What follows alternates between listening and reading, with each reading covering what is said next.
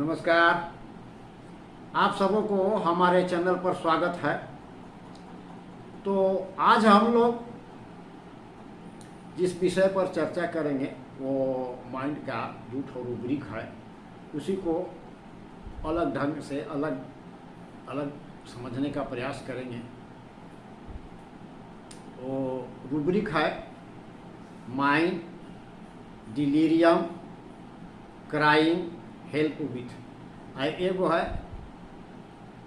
Mind, shrieking, screaming, shouting, egg fall. इन्हीं दोनों को समझने का प्रयास करेंगे।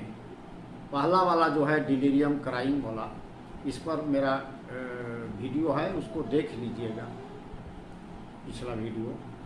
और श्रीकिंग वाला जो है, अब दोनों में अंतर समझने का प्रयास करते हैं। कन्फ्यूजन हो जाता है बहुत बार, तो यथाशक्ति अपने समझ के अनुसार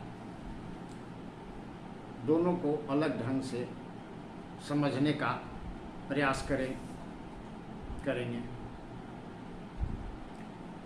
यथाशक्ति समझाने का प्रयास करूँगा। तो देखिए, अब इसमें वर्ड है, जो इम्पोर्टेंट वर्ड है डिलीरियम। डिलीरियम पर वीडियो है, उसको आप देख सकते हैं। डिलीरियम है, क्राइंग है, हेल्प है। दूसरा में है श्रीकिंग है, एड है। तो अब हमको देखिए, श्रीकिंग और क्राइंग मिलता जुलता वर्ड है, तो इसको पहले समझने का प्रयास करते हैं। श्रीकिंग के मतलब भी चिल्लाना, कर्कश आवाज, चिघाड़ना, ये सब होता है। अब क्राइंग में भी चिल्लाना होता है। तो दोनों को कैसे अलग समझेंगे, इसको तनी देखते हैं। तो पहले हम लोग तनी एकरा समझ लें, श्रीकिंग को समझ लेते हैं। श्रीकिंग आखिर है क्या? श्रीकिंग देखिए, एक तेज आवाज तो है ही, तेज आवाज है श्रीकिंग। आवाज इसमें तेज होता है, लेकिन ऐसा आवाज होता है कि कान को अच्छा न लगे, अच्छा महसूस न हो, कान में चुभने वाला लगे, ऐसा होता है। चुभने वाला आवाज,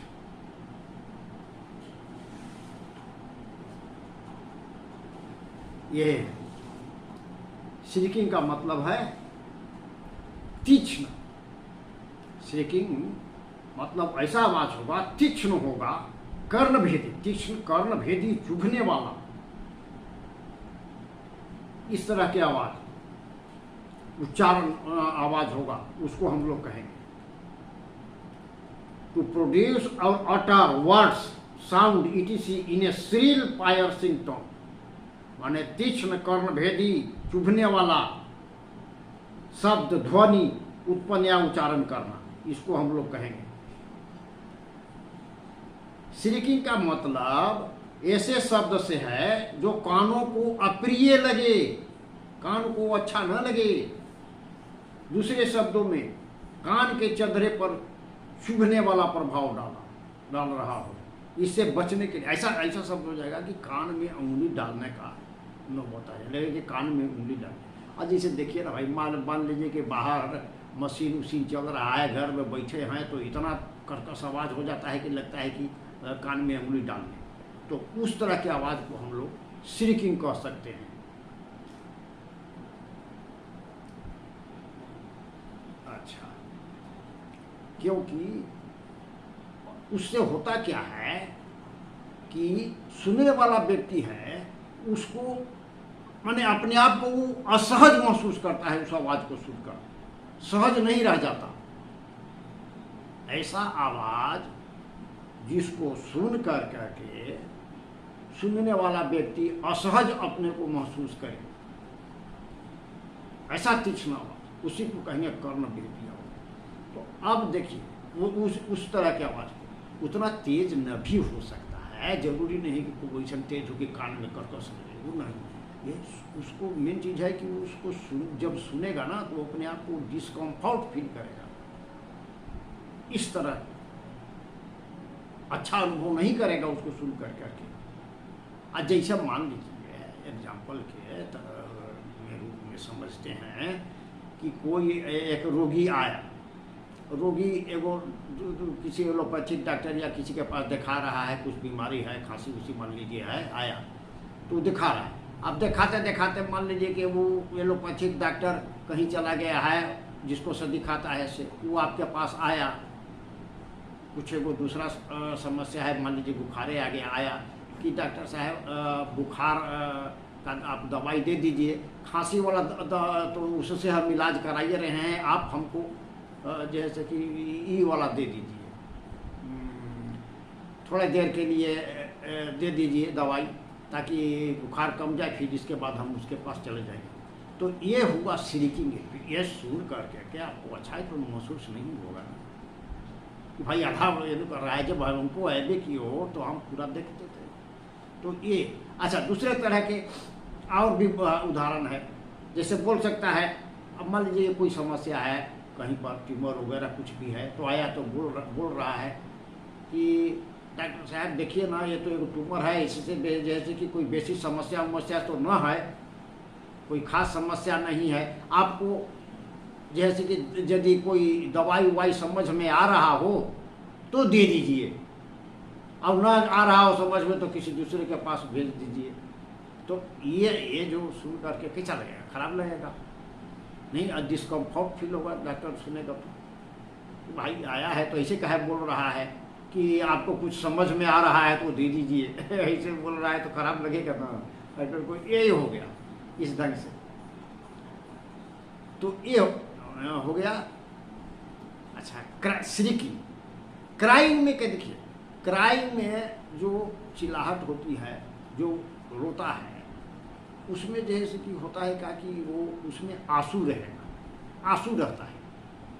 श्रीकिंग में आंसू न भी रह सकता है, श्रीकिंग में आंसू न भी रह सकता है। ये सब इसमें अंतर है। और ये तो अंतर, मेन अंतर यही है कि वो चुभने वाला आवाज़ नहीं होगा, क्राइम में चुभने वाला चीज़ नहीं होगा। एक दुख हो हमारे समझ से अंतर है।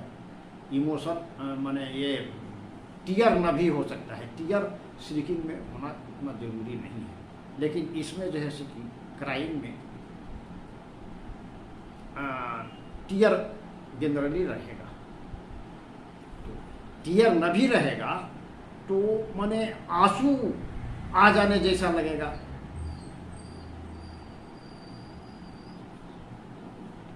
कि हाँ ये रोने को जैसा भाव रहता है, रोना होता है। तो ये ढंग के है होता है, दोनों में ये डिफरेंस है। संक्षेप में इतना ये चीज़ जान लीजिए कि इसमें चुभने वाली बात नहीं होगी क्राइम में। तो ये है डिफरेंस। और एड और हेल्प रह गया। एड और हेल्प में देखिए जो है ऐसे कि जो सिंथेटिक रेपर्टरी में है उसमें है श्रीकिंग एड फॉर्म, और दूसरे रेपर्टरी में दिया हुआ है श्रीकिंग हेल्प फॉर्म। तो एड और हेल्प में अंतर है। एड क्या है? एड है माने पूर्ण सपोर्ट नहीं है, ऐसा सपोर्ट है कि उसको न भी मिलेगा तो काम चल जाएगा, चलता है। यदि उसको एड मिल जाता है तो काम और अच्छे से चल जाएगा, उसको सुविधा हो जाएगा, ये होता है। और हेल्प जो है से पूर्ण समर्थन है।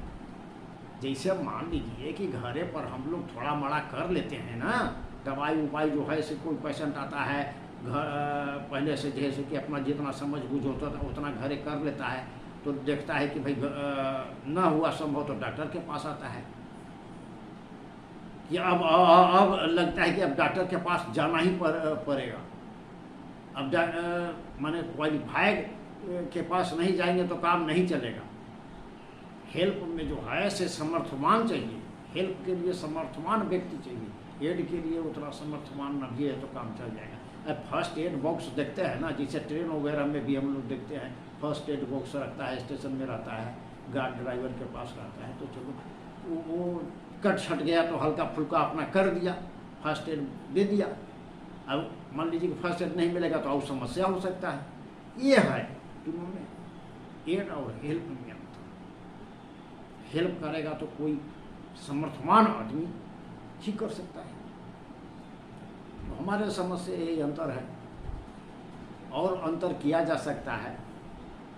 तो आज के लिए बस इतना ही। जो लोग वीडियो में लाइक करिए, सब्सक्राइब करिए, कमेंट करिए। आप इजाज़त दीजिए, विदा दीजिए। नमस्कार, जय हिंद। फिर मिलेंगे अगले वीडियो में नए विषय वस्तु के साथ।